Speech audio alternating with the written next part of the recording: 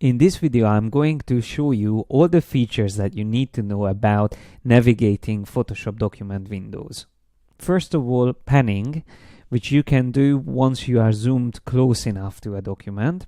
So for example, in this case, if I choose View 100%, then I will see a much closer view of this image.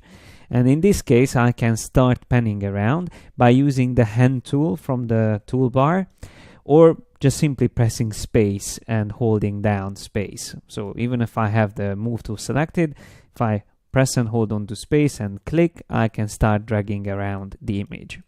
So that's panning.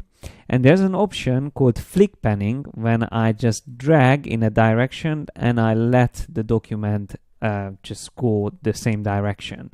So that's called flick panning, and that's something you can find under the preferences, general, and there's the option called enable flick panning. There's another option here called animated zoom and zoom with scroll wheel. These are also options that I'm going to show you now. Whenever you zoom, you can have these either turned on or turned off. So you can see I have animated zoom turned on, but the zoom with scroll wheel is turned off. So if I click on OK, I can come back here and I can show you ways of zooming in and out. You can either use Command or Control minus and plus on the keyboard to zoom in and out. This will zoom in and out to certain magnification levels, like 33.33%, next one will be 25, and so on and so forth. If you want to be more precise with zooming, you can also hold down Z and click and drag to right and left.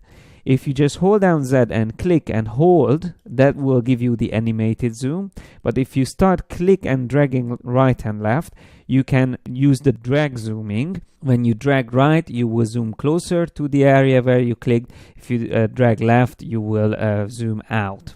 So when you have the zoom tool and click and hold, that's the animated zoom.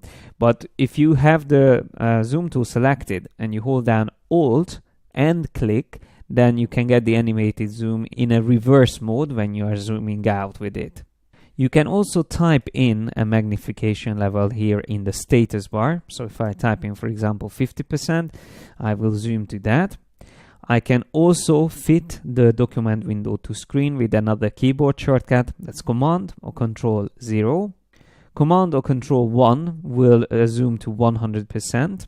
But you can also find these options under the View menu. So there's zoom to 100% and fit to screen. And you can also see zoom in and out here. There's also another very useful option for zooming. It's called temporary zoom, or also called as bird's eye view. If you hold down H on the keyboard and click on the image, that will zoom out, but it will remember the zoom ratio that you had. So when you take that frame to another part of the image and let go the mouse and then the H key, then it will reposition the image to that area, but it will go back to the previous zoom ratio, which in my case is 100%. So let's do that again. Check that the zoom ratio is 100%. I press and hold H, click, and then reposition to another part, let go, and you can see it went back to 100% again. There's a similar feature to this. It's actually a panel called the Navigator panel. I can open it from the window menu. And in that one, I can also see the whole image and also that little frame, my actual view in the document window. So I can use that as well to see the whole image, and I can easily move around it without zooming in or out. I can also zoom even closer than this, and then after a while I will see this pixel grid, which shows the individual pixels. But I can turn this off if I don't need it. Under the View menu, I can find it under the Show Options Pixel Grid. This shows up whenever I zoom closer than 500% magnification. And last but not least, I have also an option to rotate the view. That's under the hand tool. I can find the rotate view tool. So if I click and drag in any direction, I will be able to rotate my view. And when I let go, it stays like that until I decide to set it back to the default 0 degrees rotation. If I just press escape at any time, it will always reset the rotation of my document. And if you hold down Shift while rotating the view, you will constrain the rotation to a specific degrees. It will increase in 15 degrees increments. And that's all what you need to know about the view options in Photoshop, and also everything that you need to know about this topic, the navigating and customizing the user interface of Photoshop.